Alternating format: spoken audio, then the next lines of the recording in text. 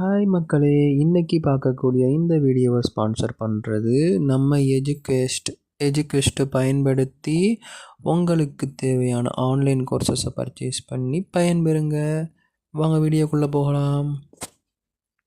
The struggle to find courses that truly speak your language, it's finally over. Welcome to EduQuest, where learning is made just for you. At EduQuest, we bring you a wide range of online courses, from career building programs to skill boosting masterclasses, all in your regional language.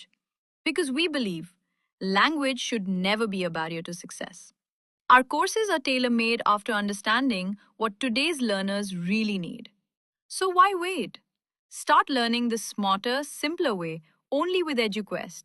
Visit eduquest.courses and explore your next course today.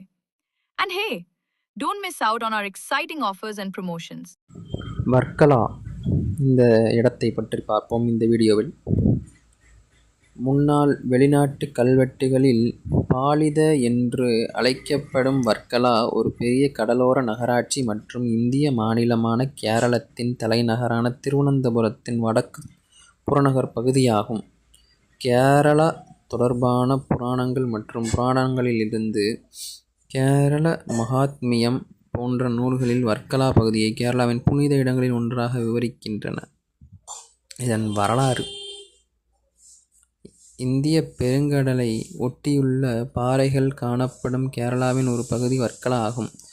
இது ஷெனோஷோயிக் வண்டல் உருவாக்க பாறைகள். மற்றபடி தட்டையான கேரள கடற்கரையில் ஒரு தனித்துவமான புவியியல் அம்சமாகும். மேலும் புவியியலாளர்களிடையே வர்க்கலா உருவாக்கம் என்று அழைக்கப்படுகின்றன. இந்த பாறைகள் அவற்றின் பாதுகாப்பு, பராமரிப்பு, ஊக்குவிப்பு மற்றும் புவி சுற்றுலாவை மேம்படுத்துவதற்காக இந்திய புவியியல் ஆய்வு மையத்தில் தேசிய புவியியல் நினைவுச் சின்னமாக அறிவிக்கப்பட்டுள்ளன. இந்த பாறைகளின் பக்கவாட்டில் ஏராளமான நீர்நிலைகள் மற்றும் ஸ்பாக்கள் உள்ளன.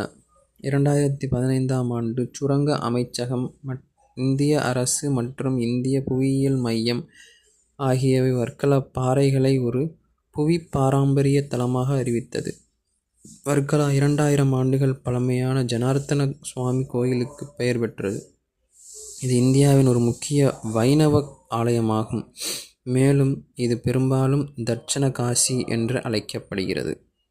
புராணங்கள்: ஒரு பாண்டிய மன்னனின் பாவங்களிலிருந்து மீட்கப்பதற்காக இந்த இடத்தில் ஒரு கோயில் கட்டும்படி பிரம்மதேவர் ஒருவருக்கு அறிவுறுத்தியதாக நம்பப்படுகிறது.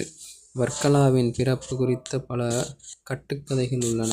மற்றொரு புராண கதையின்படி, ஒரு யாத்ரீகர் குழு நாரத முனிவரை அணுகி தாங்கள் பாவம் செய்ததாக கூறியபோது, நாரதர் தனது வாள்கலம், மரத்தின் பட்டையால் செய்யப்பட்ட இடுப்பு துணி, இந்த அழகிய கிராமத்தில் விழுந்தது.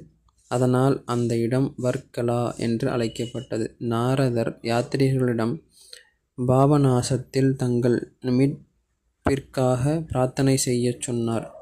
அதாவது பாவங்களிலிருந்து மீட்க குறிக்கிறது.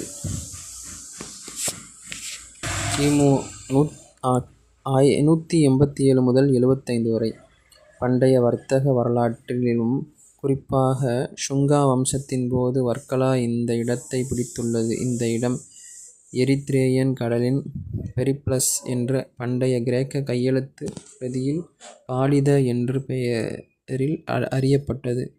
வரலாற்று ஆவணங்களின்படி இது வெளிநாட்டு வர்த்தகங்களுக்கு ஒரு பண்டைய துறைமுகமாக இருந்தது.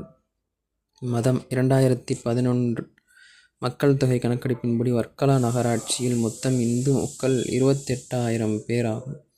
இது 70% மேலும் வர்க்கலா மொத்த முஸ்லிம் மக்கள் 11,000 பேர். இதுவே இவ்வூரின் வரலாறு ஆகும். நன்றி, வணக்கம்.